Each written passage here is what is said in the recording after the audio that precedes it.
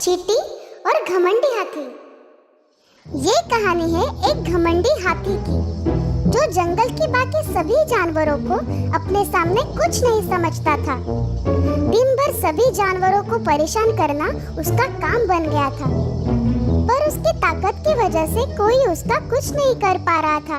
मैं हूँ हाथी, मुझे देख के दुनिया डर जाती। भालू, गेंडा या हो शेर।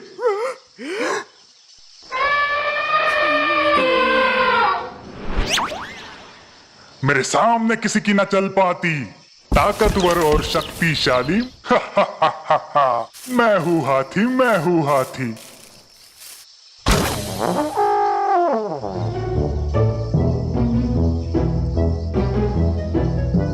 ए तोते, क्या कर रहे हो?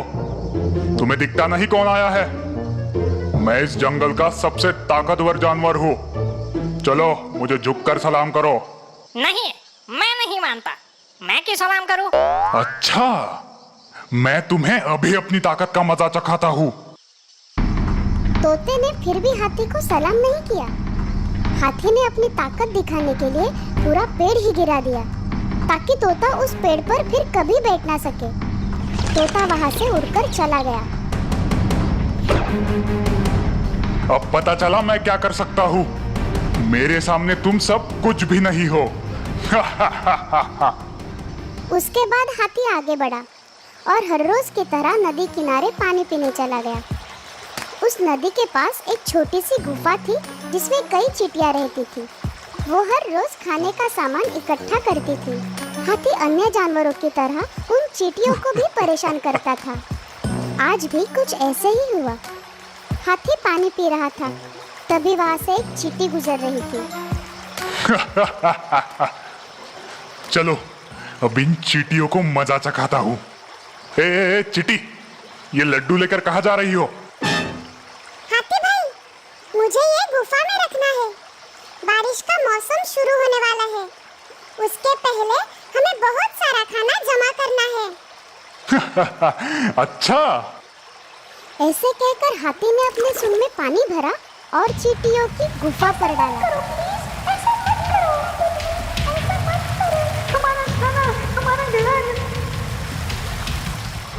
सब चींटियां भीग गई। उन्होंने इकट्ठा किया हुआ सब खाना बह गया। हाथी जोर जोर से हंसने लगा। चींटियां गुस्से से लाल हो गई थी। उन्होंने आज कुछ भी करके हाथी को सबक सिखाने की ठान ली थी। हाथी, तुम्हें बहुत घमंड है ना अपनी ताकत पर? तुम्हें तो हम सबक सिखा के रहेंगे। अरे जाओ जाओ, तुम मुझे क्या सबक सिखाओगे? तुम इतनी सी चींटियां मेरा कुछ नहीं बिगाड़ सकती। तुम्हें तो मैं अपने पैरों के नीचे कुचल दूंगा। देखना है कैसे। ऐसा कहकर हाथी अपना एक पैर चींटियों को डराने के लिए ऊपर करता है। तब सभी चींटियां हाथी के दूसरे पैर से उसके शरीर पर चढ़ जाती है। हाथी डर जाता है। ए, तुम क्या कर रही हो? नीचे उतरो। कुछ चींटियां हाथी के कान में घुस जाती है, तो कुछ कान से होकर सूंड में घुस जाती है, और सब एकदम से हाथी को जोर जोर से काटने लगती है। हाथी को बहुत दर्द होता है, वो रोने लगता है। हाथी की आवाज से जंगल के बाकी जानवर इकट्ठा हो जाते हैं और हाथी की इस हालत का मजा लेते हैं। बाहर निकलो, मुझे दर्द हो रहा है। हाथी के इतना चिल्लाने के बाद भी चींटियां उसे काटती रही। मैं तुम्हारे पैर पड़ता हूँ, मुझे छोड़ दो। मैं फिर कभी किसी को तंग नहीं करूँगा। मुझे छोड़ दो। चींटियों से सबक मिलने के बाद हाथी ने कभी किसी को तंग नहीं किया। तो दोस्तों, इस कहानी से हमें ये सीख मिलती है कि हमें अपनी ताकत का इस्तेमाल दूसरों को डराने के लिए नहीं, बल्कि अच्छे कामों के लिए करना चाहिए।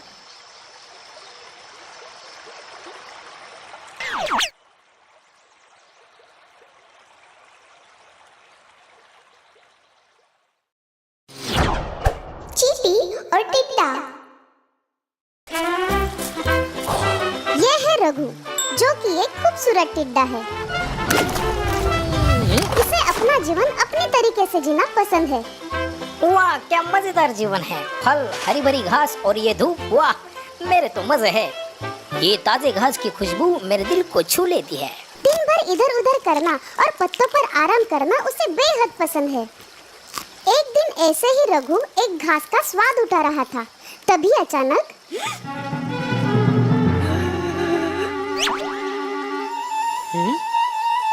ये क्या देख रहा हूँ मैं नींद में तो नहीं हूँ ना। ये फल चलते हुए मेरी तरफ ही आ रहे हैं। पर फल कैसे चल सकते हैं? बचाओ बचाओ, कोई मेरी मदद करो। भूत भूत।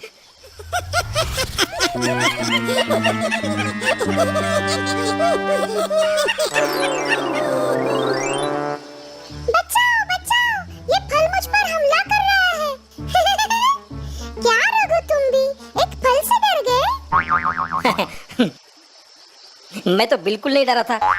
तुम्हें पता है ना, मैं एक टिड्डा हूँ जो हमेशा बिंदास रहना पसंद करता है। ओ हाँ, सही कहा रघु। पर अब मान भी लो कि तुम डर गए थे। मेरी छोड़ो, ये बताओ कि ये एक फल लाने के लिए तुम 4-4 चिटिया जाती हो। मैं तो तुमसे काफी बड़ा और ताकतवर हूँ, इसलिए मैं अपना काम खुद करता हूँ। मुझे किसी के सहारे की जरूरत नहीं पड़ती। क्या मैं इस फल को खाने में तुम्हारी मदद करूँ? बकवास बंद करो रघु, ये फल अब खाने के लिए नहीं है। फिर सर्दियों के मौसम में काम आएंगे। सर्दियों के मौसम के लिए? वो देखो। रघु इशारे की ओर देखता है तो एक गड्ढे में सब चींटियां बड़ी कतार में फल और पत्ते इकट्ठा कर रही थी। उसमें टमाटर, सेब, हरे पत्ते, गोभी, इन जैसे कई पदार्थों का समावेश था। रघु जानना चाहता था कि ये चींटियां ये सब खाना गड्ढे में क्यों डाल रही है। अब जल्दी ही गर्मी का मौसम खत्म होने वाला है, तब फल और पत्ते नहीं रहेंगे। इसीलिए हम पहले से ही सब खाना इकट्ठा करके रखते हैं। हमें पहले से ही तैयार रहना चाहिए, नहीं तो हम भूखे मर जाएंगे। तुम चींटी हो चींटी, इसलिए तुम्हें ज्यादा मेहनत करनी पड़ती है। मेरे लिए ये चुटकियों का काम है। इतनी भी जल्दी क्या है? आज करे सो कल कर, कल करे सो परसों, क्योंकि मुझे जीना है बरसों। चींटियों को पता था कि रघु उनकी बात नहीं मानने वाला था। वो वहाँ से अपने काम के लिए आगे बढ़ती है, लेकिन वो जानती है कि रघु बहुत बड़ी गलती कर रहा है। ये चिटिया भी ना बड़ी अजीब है। इतना बढ़िया मौसम है और ये काम कर रही है? और परेशान तो ऐसे है जैसे दुनिया खत्म होने वाली है। अरे खाने का कुछ ना कुछ तो जुगाड़ हो ही जाएगा, कल की चिंता क्यों करें? रघु कई दिनों तक अपनी ही धुन में चुस्त रहा। उसे आने वाले सर्दी के मौसम की बिल्कुल भी परवाह नहीं थी। हरी घास खाने की वजह से वो मस्त मोटा भी हो चुका था। एक दिन ऐसे ही रघु आराम कर रहा था, तभी बड़ी संख्या में चींटियां हरी पत्तियां और टहनियां लेकर जा रही थी। ए सुनो, तुम ये पत्तियां और टहनियां लेकर कहाँ जा रही हो? सर्दी के मौसम में ठंड से बचने के काम आएगी। तुम्हें भी अभी जमा कर लेनी चाहिए रघु। तुम सच में ना पागल हो पागल, सिर्फ ठंड से बचने के लिए इतनी मेहनत। चींटियां जानती थी कि रघु उनकी बात बिल्कुल नहीं मानने वाला, इसलिए वो जाने लगी। तभी अचानक मेरा पैर! क्या हुआ? तुम ठीक तो हो? मेरा पैर बहुत दर्द कर रहा है। मैं चल नहीं पाऊंगी। कोई बात नहीं, तुम एक काम करो, तुम मेरे पीठ पे बैठ जाओ, मैं तुम्हें घर छोड़ देता हूँ। सच्ची? क्या तुम ऐसा कर सकते हो? हाँ, क्यों नहीं, चलो आ जाओ। रघु चींटी को साथ लेकर उड़ चलता है। उस चींटी को भी बहुत मजा आता है। उसने हरी भरी जमीन देखी, बड़े बड़े झरने देखे। उसे हवा की झोंकों का एहसास हो रहा था। जब वो चींटी के घर के नजदीक पहुंचे तो रघु ने देखा कि बहुत सारी चींटियां पत्ते लेकर एक बड़े से गड्ढे में डाल रही थी। ये सब देखकर रघु दंग रह गया। शुक्रिया रघु। कोई बात नहीं, उम्मीद है तुम्हें मजा आया होगा। संभल कर जाना और अपने पैरों का ख्याल रखना।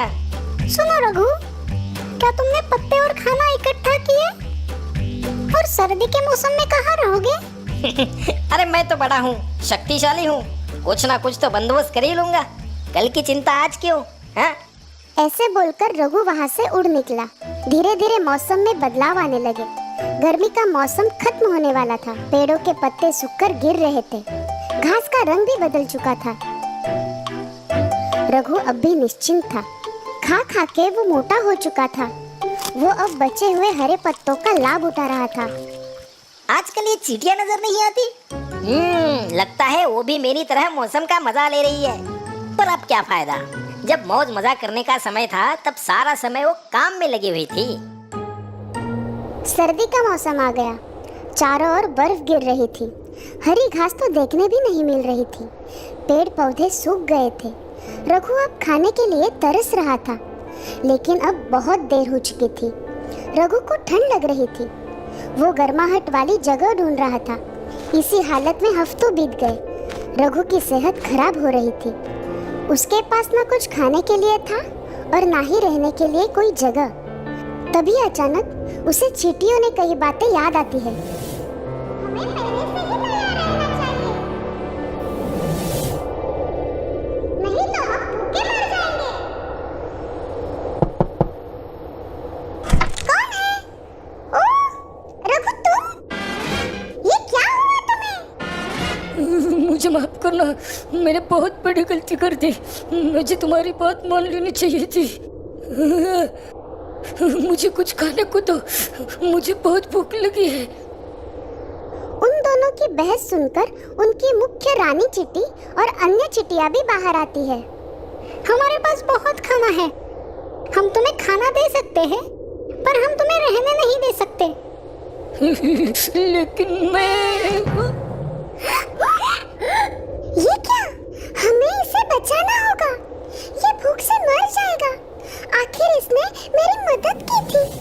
जब मेरे पैर में लगा था तब ये मुझे अपने पीठ पर बिठाकर घर छोड़ने आया था। चींटी रानी अपने साथीदारों को रघु के लिए टहनियों का घर बनाने कहती है और उसे हरे पत्ते खाने देती है। सब चींटियां मिलकर उसके लिए अच्छा सा घर बनाती है। फिर उसे अंदर ले जाकर गरम गरम सूप देती है। कुछ ही देर में रघु अपने पैरों पर खड़ा हो जाता है। धन्यवाद रानी साहिबा, आपने मेरी जान बचाई। तुम बहुत अच्छे हो रघु। तुमने हमारी चिट्टी की मदद की थी। हमने इस बार तुम्हारी मदद की। पर याद रखना, हमें हमेशा आने वाले कल के लिए तैयार रहना चाहिए। मैं समझ गया रानी साहिबा, मैं फिर ऐसी गलती नहीं करूँगा।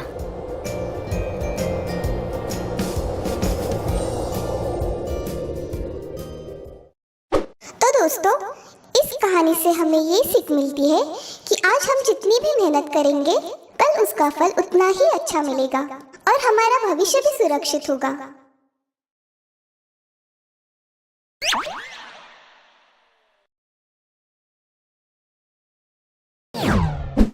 मेंढक और गाय। तालाब में एक बड़ा मेंढक अपने से छोटे मेंढकों को डराकर उनसे अपनी जय जयकार करवा लेता था। सबसे बड़ा कौन, बोलो सबसे बड़ा कौन? आप हुजूर, आप हुजूर, सबसे बड़ा कौन, बोलो सबसे बड़ा कौन? आप हुजूर, आप हुजूर, सबसे बड़ा कौन, बोलो सबसे बड़ा कौन? तभी अचानक और एक छोटा सा मेंढक कहीं से दौड़ कर आता है और अलग नारा लगाना चालू करता है। ओ हुजूर, ओ हुजूर। ये तुम क्या बोल रहे हो? हाँ? माफी हुजूर, माफी हुजूर, पर वो पहाड़ पर जो खड़ा है वो आपसे बड़ा है। क्यों? मेरे से बड़ा? मेरे से बड़ा कोई नहीं हो सकता है। हाँ हाँ हुजूर, आपसे भी बड़ा है। बड़ा मेंढक अपने आप से कहता है, सच में अगर मेरे से बड़ा कोई जीव होगा तो ये लोग मेरा जय जयकार करना बंद कर देंगे। ये तो टेंशन वाली बात है।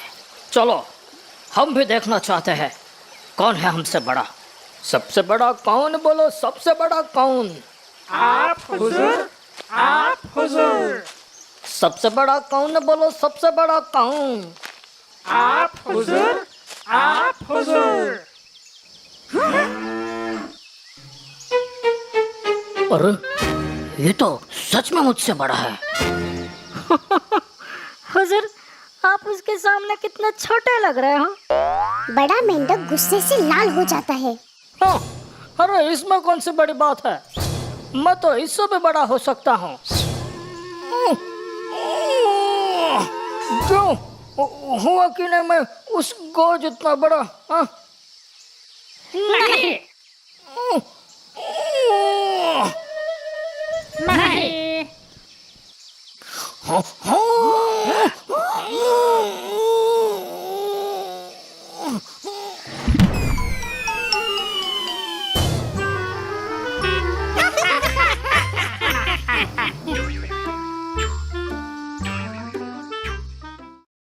तो बच्चों, हमें इस कहानी से ये सीख मिलती है कि हर कोई अपनी जगह सही होता है। सभी में अपनी अपनी कुछ खास बात होती है, इसीलिए हमें किसी का अनुकरण नहीं करना चाहिए।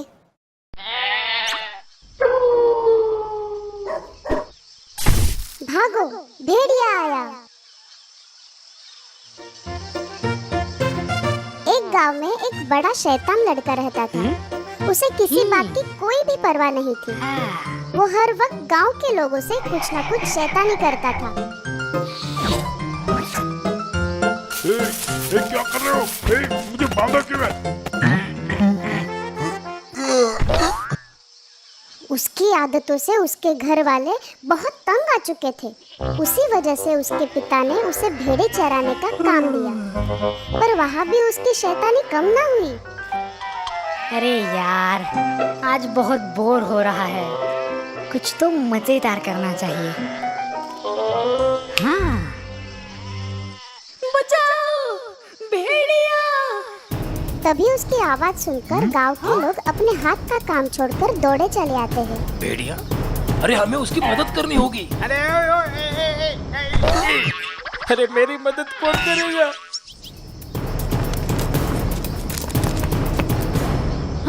पर यहाँ तो कोई नहीं। उनकी भागदौड़ देखकर लड़का उन पे खूब हंसता है।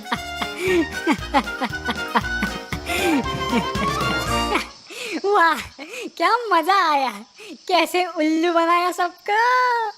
वो बेचारे गांव वाले उस लड़के की हरकत पर नाराज होकर फिर अपने काम पर लौट जाते हैं।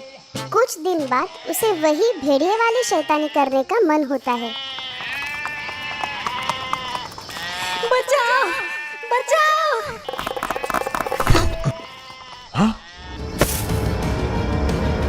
गांव वाले फिर एक बार उसकी आवाज सुनकर मदद के लिए दौड़े चले आते हैं। पर वो शैतान लड़का फिर से उन पे हंसता है। मैंने तुम्हें फिर से बेवकूफ बनाया। अरे ये बड़ा ही शैतान है, फिर से वही शैतान है। वो बेचारे गांव वाले उस लड़के की हरकत पर नाराज होकर फिर अपने काम पर लौट जाते हैं। कुछ दिनों के बाद जब वो लड़का भेड़िया चराते वक्त आराम कर रहा था, तभी अचानक से भेड़िए की आवाज सुनाई देती। असली भेड़िए की आवाज सुनकर लड़का डर जाता है। बचाओ, बचाओ, कोई मेरी मदद करो, बचाओ। गांव वाले उसकी चीख सुनते हैं, लेकिन अब उसकी मदद करने कोई नहीं आता। चीखने दो उसे, अब हम उसकी बातों में बिल्कुल नहीं आने वाले। भेड़िया एक एक करके उसकी सारी भेड़ें खा जाता है।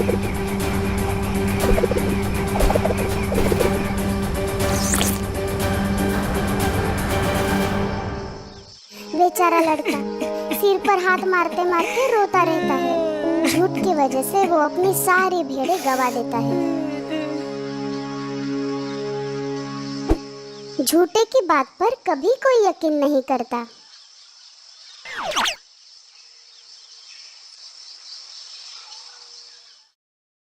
दोस्तों, आपको हमारी स्टोरी कैसी लगी? हमें कमेंट करके जरूर बताइए। इस स्टोरी को लाइक और शेयर करें, और हाँ, हमारे चैनल को सब्सक्राइब करना ना भूलें। Thank you.